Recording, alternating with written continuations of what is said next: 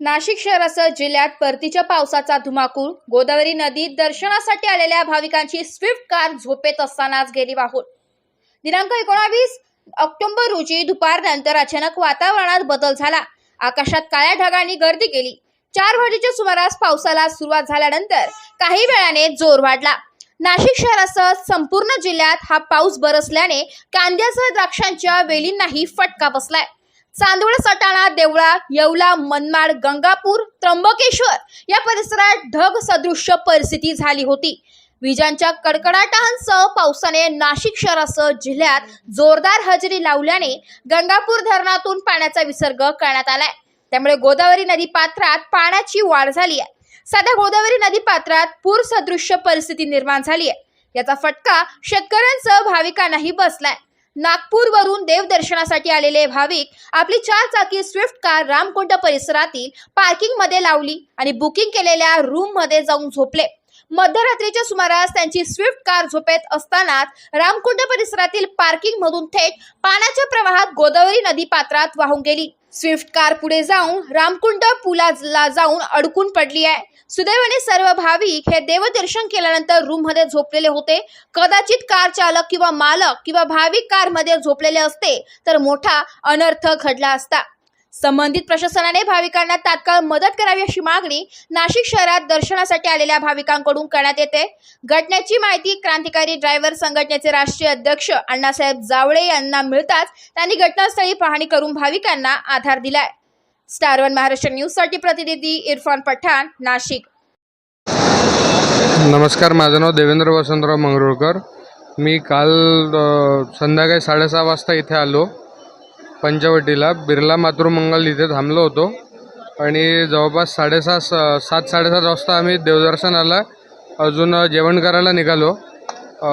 साधारणतः 9 वाजता 9:30 वाजता आम्ही परत लॉजला आलो आणि माझ्या गाडीचं हे प्रकरण, गाडीचा जो हादसा झाला तो रात्री 12 वाजता झाला आणि 10-10:30 वाजतापासून पाण्याची लेवल वाढली होती असं मला सकाळी लोकल लोकांनी सांगितलं.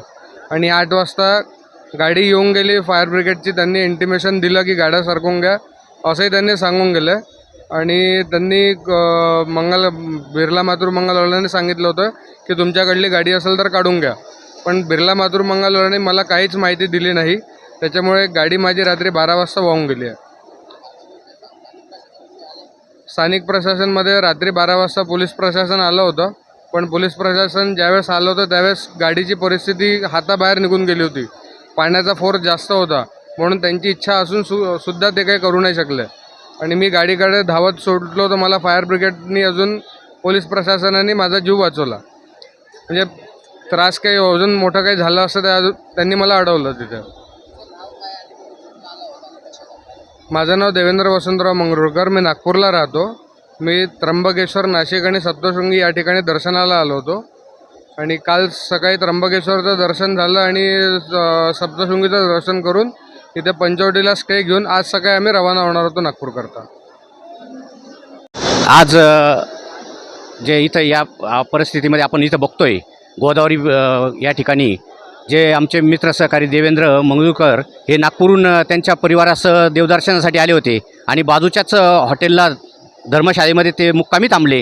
अशा परिस्थितीमध्ये त्या मुक्कामी थांबलेल्या असताना इथे नदीमध्ये पार्किंग केलं जातं आणि त्या पार्किंगमध्ये जर समजा काही अचानक असं पूरजन्य परिस्थिती निर्माण होत असेल तर अशा वेळेला तिथल्या त्या हॉटेल मॅनेजमेंटनी यांच्यापर्यंत तेवढी कल्पना द्यायला पाहिजे होती. म्हणजे हे जे झालेलं नुकसान आहे हे टळलं असतं. आज ते कुटुंब जे आहेत हे खूप दुःखात हे झालेलं आहे. खरं तर इथं जर मनुष्यहानी झाली असती तर तिथं मदत मिळाली नसती का आपल्या नाशिक महानगरपालिका किंवा इतर प्रशासनाकडून, तर आत्तापर्यंत त्यांना कुठलीही मदत मिळालेली नाही. म्हणून आमच्या क्रांतिकारी ड्रायव्हर कामगार संघटनेच्या वतीने मी प्रशासनाकडून, पोलीस डिपार्टमेंटकडून आणि आपल्या समस्त नागरिकांकडून एकच अपेक्षा करतो की हे जे पाहुणे आपल्या गावात आलेले, देवदर्शनासाठी आलेले, ते यांना कुठलाही त्रास होऊ नये आणि त्यांना शक्यतो जेवढं सहकार्य करता येईल तेवढं आपण सर्वांनी करावं.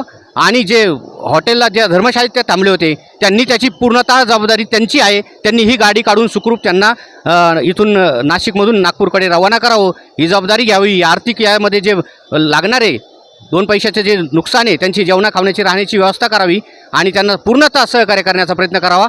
अन्यथा आम्हाला यावर दुसरा विचार करावा लागेल. आणि इतर जे यात्रेकरू येतात, महाराष्ट्रभरातून नव्हे भारतभरातून यात्रेकरू येतात, त्यांनाही मी एक सूचना देऊ इच्छितो की आपण जेव्हा या आजूबाजूच्या परिसरामध्ये आपण हॉटेल घेतात, लॉजिंग घेतात आणि त्या ठिकाणी आपण अशा पद्धतीने गाड्या पार्किंग करतात, तर यापुढे जेव्हा येशाल नाशिकमध्ये तेव्हा नक्की विचार करा की आजूबाजूला आपण गाडी पार्किंगला सोय नसेल अशा ठिकाणी हॉटेल घ्यायचं किंवा नाही घ्यायचं याचा विचार करा. म्हणजे ही अशी प्रसंग आपल्यावरती ओढवणार नाही.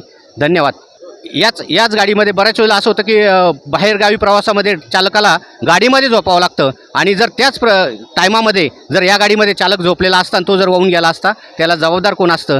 ही फार म्हणजे प्रशासनाकडून आणि आपल्या इथल्या यात्रेचं जे ठिकाण म्हणतो इथे सोयी नसल्या कारणाने असे प्रसंग ओढू शकतात. यापुढे सर्वांनी काळजी घ्यावी.